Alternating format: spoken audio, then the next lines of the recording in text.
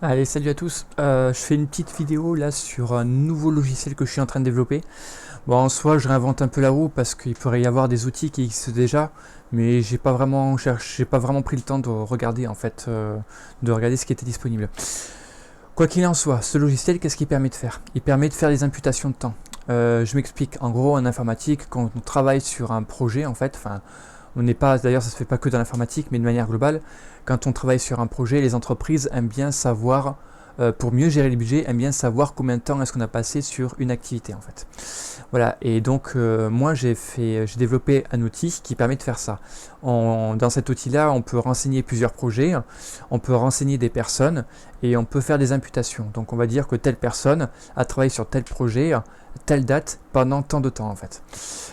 Ça va permettre en fait ça va être utile à la fois pour Verod, à la fois pour le logiciel que j'ai développé, le Environnement Forge en fait, parce que ça va permettre de chiffrer la valeur du logiciel en fait. En tout cas, de chiffrer les coûts de développement.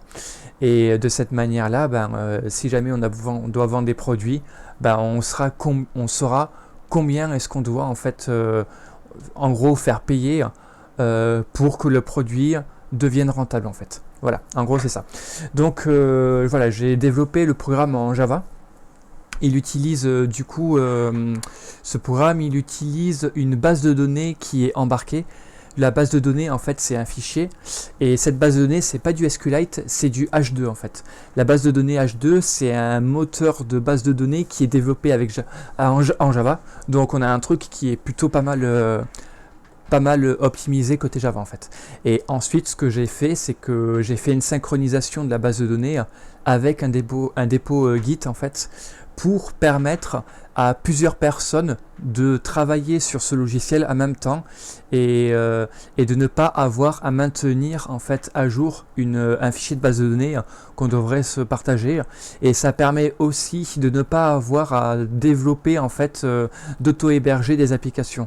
Donc là en gros on contourne un petit peu le système de base de Git, dans le sens où est-ce qu'avec Git, en fait, on s'en sert vraiment comme un serveur de fichiers, en fait. Voilà, un serveur de fichiers, et voilà. Donc, je vais vous montrer un peu le programme. Je vais pas regarder, on va pas regarder dans le code source, ça sert à rien. C'est pas hyper pertinent, en fait, de regarder le code source. On va juste le lancer. Voilà. Donc, le programme, voilà, il est lancé. Et en gros, voici du coup les petits détails qu'il y a par rapport à tout ça. Tac, je vais me mettre... déjà, je vais me réduire un petit peu. Bon, en fait, je vais me cacher. J'ai pas besoin de me voir. Voilà. Donc, voici le logiciel en fait qui s'appelle Nira Technology Project Time Estimator parce que c'est un estimateur de temps sur les projets en fait. Donc je vais vous montrer un petit peu. Bon, il n'est pas 100% opérationnel, trop puissant en fait. Il est un peu éclaté au sol le pauvre. C'est-à-dire que tous les rafraîchissements ne se font pas très bien en fait. En gros, sur le panneau de gauche, on a deux sections en fait sur le panneau de gauche. Une section projet, une section humain en fait. Dans la section projet en fait, on peut filtrer en fait les projets. Voilà, on peut les filtrer pour n'afficher que les imputations. Ensuite, en bas à gauche, on a du coup la liste des membres en fait. La liste des membres qui sont enregistrés. Et bon, il n'y a pas tout le monde, faudra que je rajoute et que je maintienne au fur et à mesure. Mais voilà, on a la liste des personnes qui travaillent. Et en gros, on peut aussi filtrer. Quand la case est cochée pour une personne ou pour un projet, ça veut dire que cette chose-là, cette entité-là, doit être affichée dans le tableau en fait. Et enfin, donc, au milieu en fait du tableau, voilà, au milieu on a comment ça s'appelle, au milieu on a du coup toutes les imputations.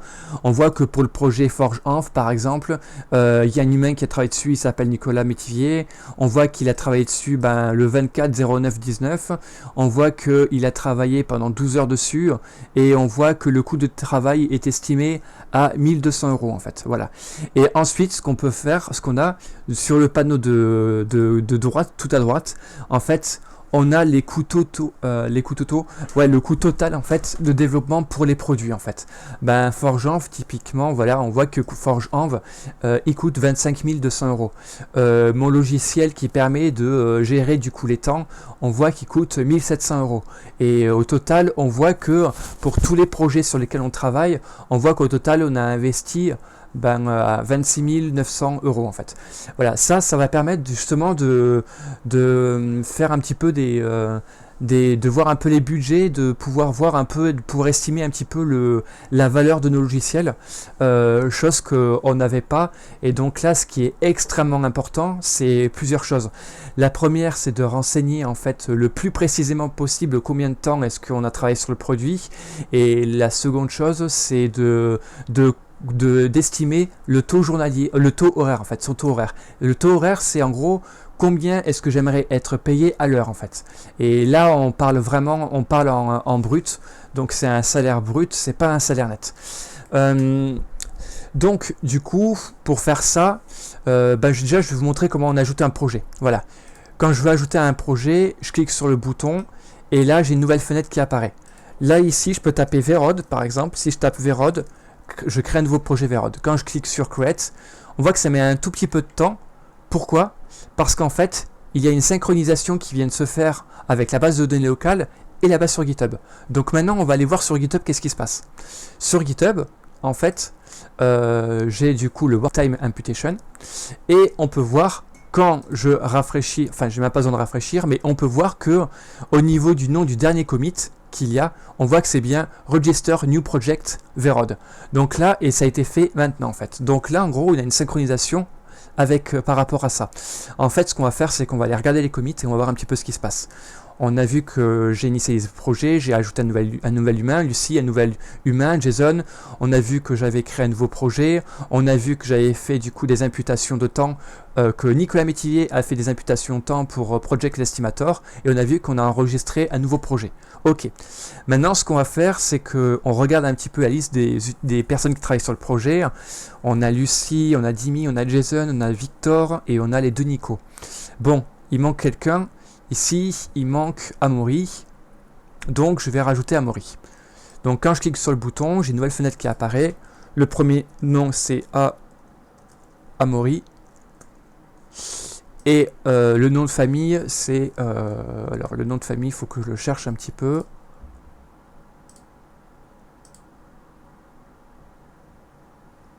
Hop. Professionnel.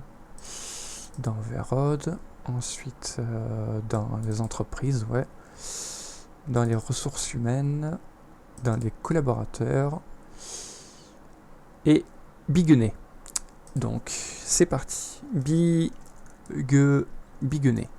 Voilà, Biguenet. Et ensuite, ce qu'il ne faut pas oublier, c'est le hourly cost en fait. Ça, c'est le taux horaire. C'est combien est-ce que on aimerait être payé à l'heure. Donc je vais mettre 40 pour... je vais mettre 40 pour Amaury, et puis je clique sur Register. Là, on voit que ça met un petit peu de temps avant de se fermer, et là, ça vient de se fermer.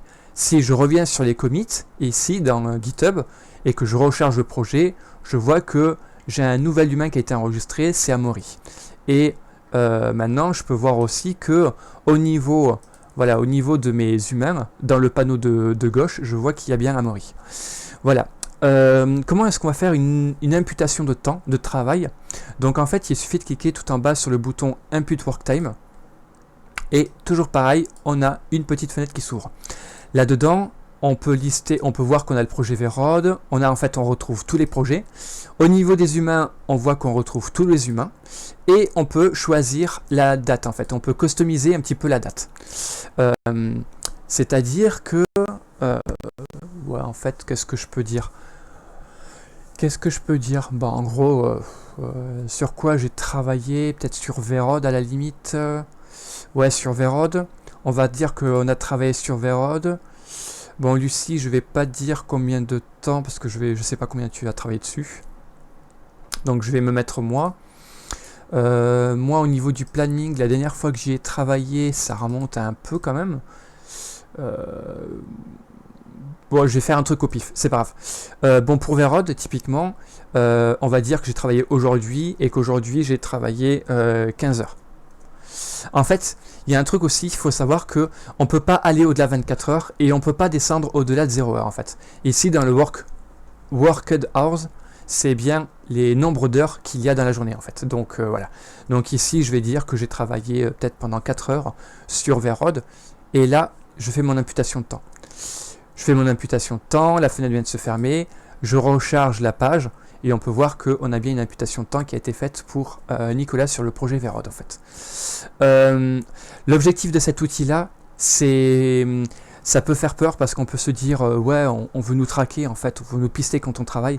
Alors là, pas du tout. Ça pourrait servir pour ça, mais pas du tout en fait. Là, c'est vraiment pour faire des estimations globales sur les projets en fait. Donc du coup voilà. Et puis en plus de ça, ce qui pourrait être, il pourrait y avoir d'autres fonctionnalités à venir un peu plus tard en fait. On pourrait peut-être regarder, typiquement là, moi, bon, je vais faire un truc au pif. Sur ForgeRanv, je vais dire que je vais rajouter une imputation et je vais dire qu'il y a Victor qui a travaillé dessus.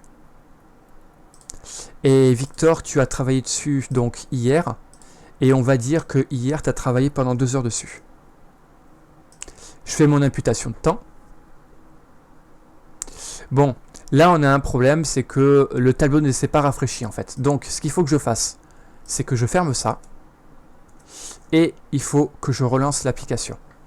Bon, ça c'est le seul problème, enfin c'est l'un des rares problèmes qu'il y a vraiment sur le projet. Et là, qu'est-ce qu'on peut voir? On peut voir que j'ai bien du Victor en fait qui est là. Et si je demande à dégager le projet Vérode, le projet Project Time Estimator, et que je laisse sur ForgeRanv, et que je m'enlève en fait, on voit que voilà, Victor, on va pouvoir avoir des informations seulement sur toi en fait. Donc on a bien une liste de filtres qui fonctionne plutôt bien en fait. Là, je peux rajouter, je peux m'ajouter, voilà. On a ça. La vue pour l'instant, elle est un peu globale. Voilà, le tableau est, la fenêtre est un peu crade ou dégueu, mais c'était juste que je voulais avoir quelque chose qui soit opérationnel assez rapidement en fait. Et voilà. Peut-être que plus tard, on pourrait avoir voilà. Au côté IHM, ce sera peut-être amélioré, mais plus tard. Mais en gros, pour le moment, voici ce qui a été, ce que j'ai développé. Donc, ce produit-là, ça permet justement de faire de voir les estimations. Et on peut voir que au total, voilà, on a encore augmenté. Sur ForgeRanv, on est monté à 25 320 € et on a un total de 25 420 €. Dernière petite chose, on peut se dire oui bon très bien, mais admettons, moi je veux supprimer des valeurs, modifier des trucs parce que je me suis planté.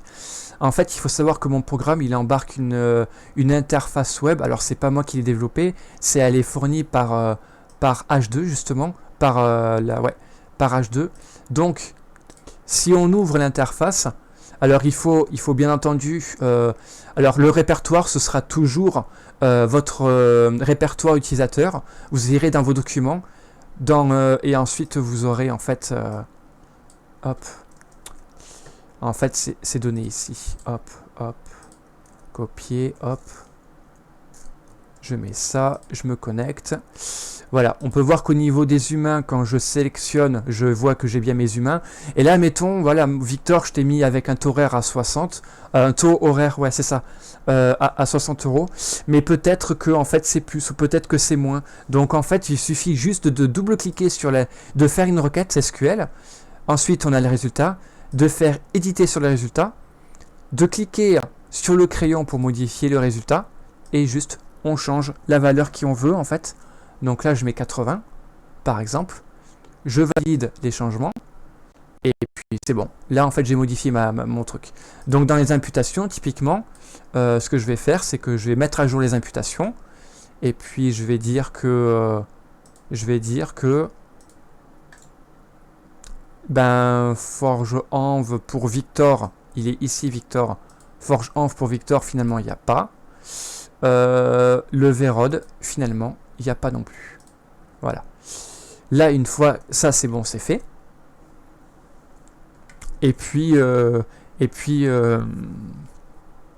Et puis voilà, donc bon, là après au niveau de l'IHM, ça va pas se mettre à jour, mais et puis en plus je risque d'avoir un conflit. Donc cette interactivité, en fait, là, cette interaction-là, voilà, elle est quand même à éviter un maximum parce que sinon, s'il y a des conflits au niveau des fichiers de la base de données, en fait, mon programme n'est pas encore capable de le gérer. Voilà, donc du coup, voilà, j'ai fait ça et puis admettons, ce que je peux dire aussi, c'est peut-être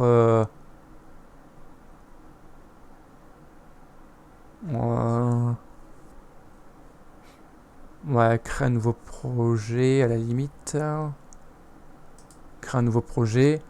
Je vais l'appeler test pour voir un truc. Voilà. Donc ok. Et ça quand je redémarre. Normalement je devrais avoir Vérod qui a dégagé. Mais test... ouais, bon, Vérod est resté. Vérod est resté et on peut voir que... Bon, il y a des trucs à modifier en fait. Il y a encore des trucs à modifier. Mais et là, si je recharge la page, voilà, je peux voir que il s'est passé des choses en plus. Voilà. On a rajouté une imputation pour Victor et on a enregistré un nouveau projet. Voilà, c'est tout. C'était ce que je voulais montrer en fait. C'est donc là le nouveau logiciel en fait qui a été développé. Et puis voilà, j'espère qu'il sera utile. Puis voilà, c'est tout. Merci pour la vidéo, de l'avoir regardé, écouté, tout ça. Et puis bon courage, bonne soirée, puis à très vite sur le projet Vérod de manière globale. Bye.